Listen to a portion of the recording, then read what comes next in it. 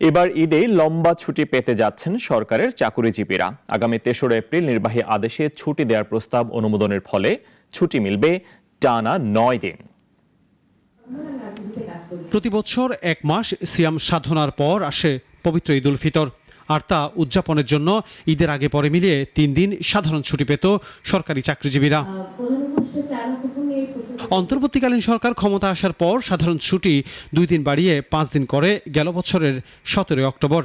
এরপরেই ২১ অক্টোবর ছুটির বিষয়ে প্রজ্ঞাপন জারি করে জনপ্রশাসন মন্ত্রণালয়। আজকে ক্যাবিনেটের এবার চাঁদ দেখার উপর নির্ভর করে আগামী ৩১ মার্চ দেশে পবিত্র ঈদ উল ফিতর উদযাপিত হতে পারে। সেই হিসাব করে সরকারি ছুটির তালিকা নির্ধারণ করে সরকার। ক্যাবিনেটে অনেকগুলো ইম্পর্টেন্ট ৩১ মার্চ সোমবার ঈদ ধরে ছুটির তালিকা অনুযায়ী ২৯ তারিখ শনিবার থেকে ছুটি শুরু হয়ে শেষ হবে ২ এপ্রিল বুধবার। তার মধ্যে সবচেয়ে যেটা যদিও তার আগের দিন শুক্রবার সাপ্তাহিক ছুটি।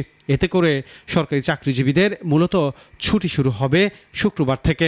তার আলোকে আজকে প্রায় এবার উপদেষ্টা পরিষদ বৈঠকে অনুমোদন দেওয়া হলো ৩ এপ্রিল বৃহস্পতিবার নির্বাহী আদেশে ছুটি। এর পরের ২ দিন আবারও শুক্রবার এবং শনিবার সাপ্তাহিক ছুটি। ঈদের ছুটি তো আমরা তো বললাম যে ঈদের যে যাতায়াতের ফ্যাসিলিটেট করার জন্য যাতে নির্বিঘ্নে আপনারা বাংলাদেশের মুসলিম জনগোষ্ঠী যাতে নির্বিঘ্নে ঈদ পালন করতে পারেন, সেই জন্য ৩রা এপ্রিল এক্সট্রা নির্বাহী আদেশে ছুটি ঘোষণা করা। সর্বসাধারণের যাতায়াত নির্বিঘ্ন করার জন্য নির্বাহী আদেশে ৩ এপ্রিল ২০২৫ সাধারণ ছুটি ঘোষণা করা হয়েছে বলে জানান উপ প্রেস সচিব। ইন দ্য মিন টাইম আমরা এই যে আনোয়ার হোসেন, নাগরিক, ঢাকা। কয়েকদিন আগে যখন ওয়ালটন আবারও মিলিনিয়ার অফারে ওয়ালটন ফ্রিজ কিনে আপনিও হয়ে যেতে পারেন মিলিয়নিয়ার।